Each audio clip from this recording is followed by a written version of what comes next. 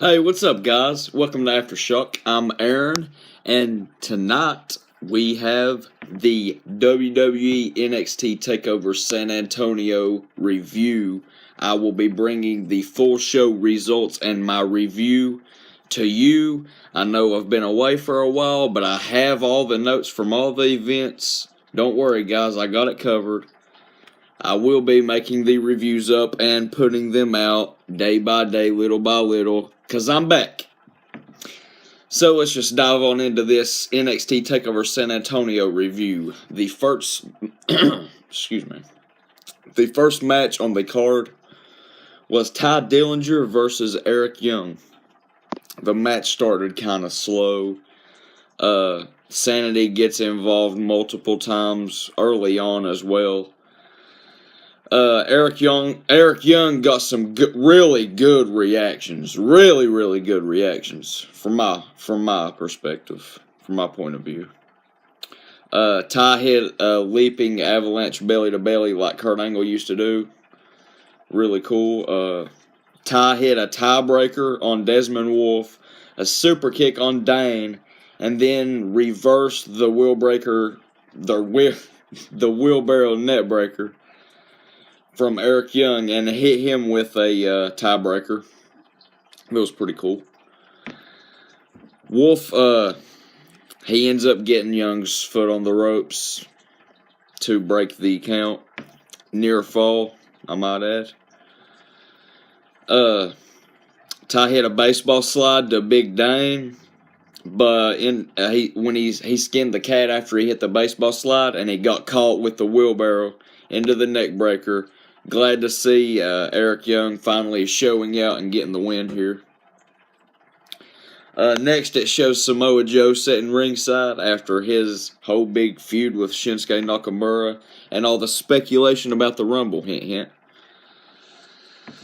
Next match was on by the way, the first match it was a decent match, about a 6 of 10 for me. Next match on the card was Andrade Cien Almas versus Roderick Strong. Roderick Strong, I think he's has to be one of the newest NXT guys to be drafted from the Indies. Glad to see him being drafted because I've always loved Roddy. Almost used the Tranquilo spot in the beginning where he gets on the ropes and does the Tranquilo thing. That was cool. Hit it right off the bat. I love that. He used the armbar into the ropes. Almost did. He missed the double moonsault. I like seeing that double moonsault. That's fucking wicked. That's nice. The corner powerbomb backbreaker was crazy. I like that reversal spot. He got him up in the corner and picked him up in the powerbomb with a backbreaker. Roderick Strong's just lethal. He's crazy. He almost hit the deadlift powerbomb. Roddy ends up reversing the double knees with a running knee of his own. Not a sit kick, but a running knee. Like a Daniel Bryan style knee. I like the rolling arm submission by Almost. That was a really cool move. I don't think I've seen that before. Roddy hit a top corner backbreaker. He picked him up in the backbreaker of the avalanche position in the corner and dropped him on the top turnbuckle. That was sick. Roddy reversed the double knees, went for the sit kick. Almost ends up reversing the sit kick with a big clothesline. Then Almost ends up hitting the double knees, trying again, and he hits it. Roddy reversed the hammerlock DDT, though, into a big knee, and then a sit kick for Roddy's win. Like to see Roddy getting the win here. NXT, that's something NXT's always been good about, getting the new guys out there and letting them get some wins under their belt real quick. I mean, look at Ember Moon, prime example. It shows Michael Hayes also sitting ringside. The next match is for that other match was about the same. I say about a 6. A little bit better match, maybe. It was a pretty entertaining match, that second match was. The next match is for the NXT Tag Team Championships. Champions DIY face off against the Authors of Pain. done a great job displaying the power advantage in the beginning. I like seeing that.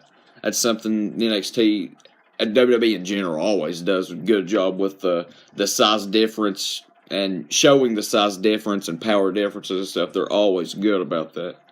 So good, so crisp. DIY went on a big strike and dive frenzy in the beginning stages of the match. The Authors of Pain hit the backbreaker stomp combo off the second rope. That's wicked. Gargano makes the hot tag to Ciampa. Ciampa comes in, going off, hitting AOP with knees and German suplexes even. That's crazy. Ciampa ends up getting tagged in again, and DIY hit a double. Gargano uses the slingshot spear. They both done that and hit a double spear. That was really cool. AOP hit the a new move, a powerbomb neckbreaker combo. It's stationary in the ring. The Hardys used to do it off the second rope. I forgot what they called it, but the Hardys used to do it for a cup of tea in their last tag team WWE run. It's a really cool move to see. Something new by AOP. DIY had the double submissions locked in at one point, but then Razor reversed it, grabbed Gargano up, and slammed him on Ciampa. DIY at the ending stages of the match, DIY went for the double strike in the center. But both AOPs was in the center. Both of the Authors of Pain, Ankam and Razor. But they end up reversing it and picking them up as they're running towards them each, doing the, what's it called? The Super Collider Powerbomb, where they powerbomb each other into each other, and then twice. Sick move. And then AOP picks, I forget who he pins. He picks one of them up. They hit the last chapter. The Authors of Pain is the new NXT Tag Team Champions. I mean, the Authors of Pain is awesome. But DIY's my boys. I mean, that's my indie guys that I've watched for years. I love Gargano and Ciampa both. So, it's okay, though. It's all good. A big surprise. Seth Rollins storms out to the ring in a hoodie.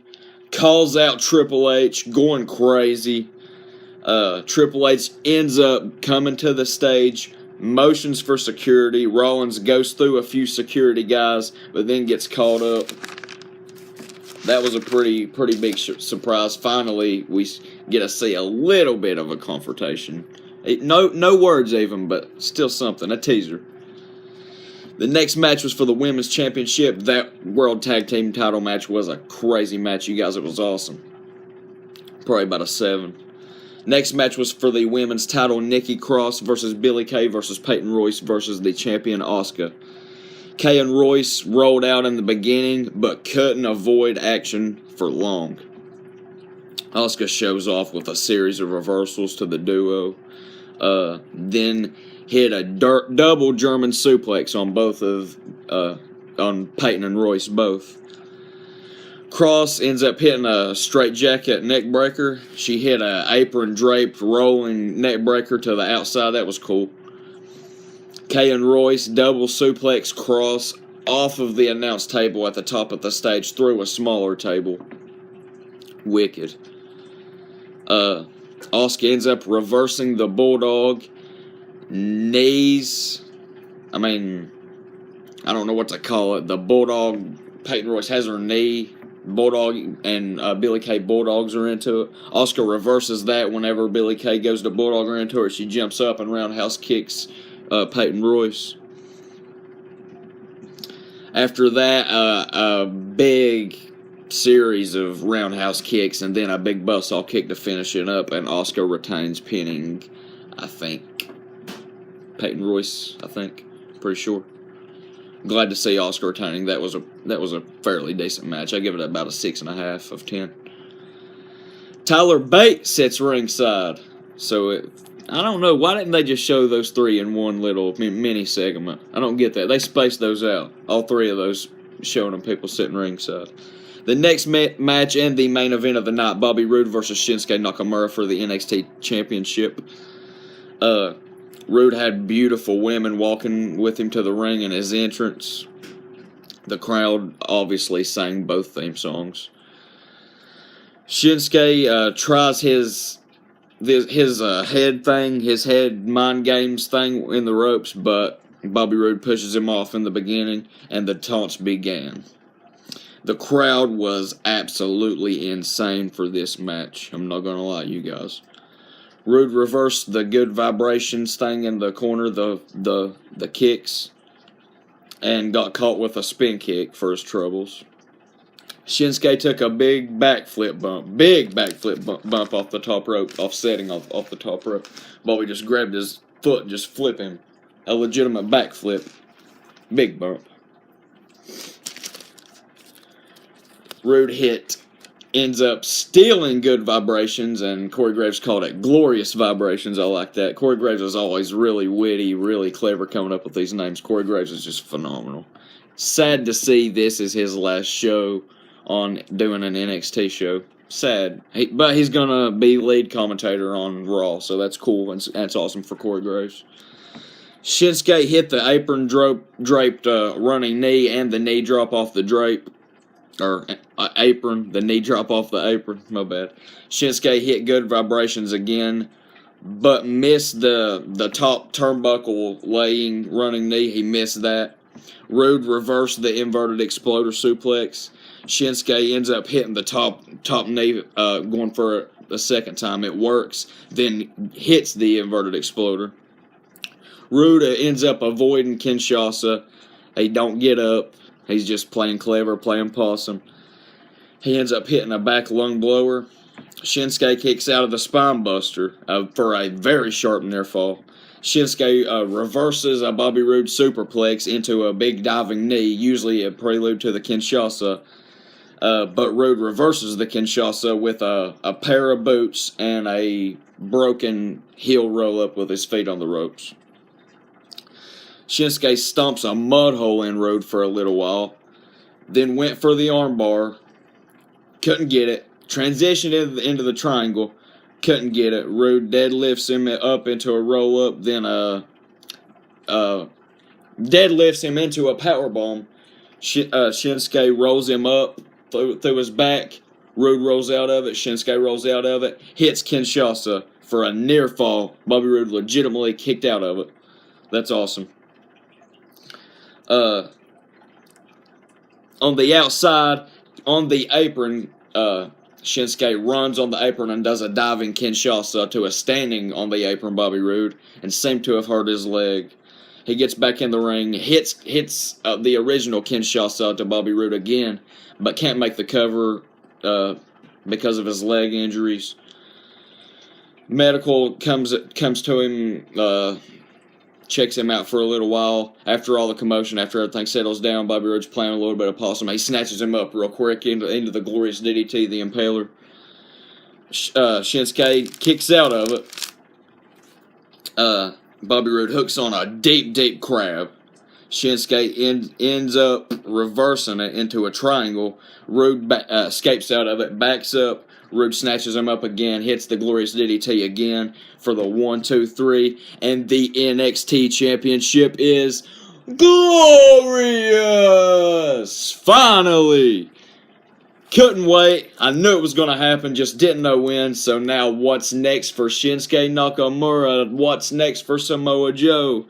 Because the NXT is Bobby Roode's and the NXT is glorious. Hope you guys enjoyed my review.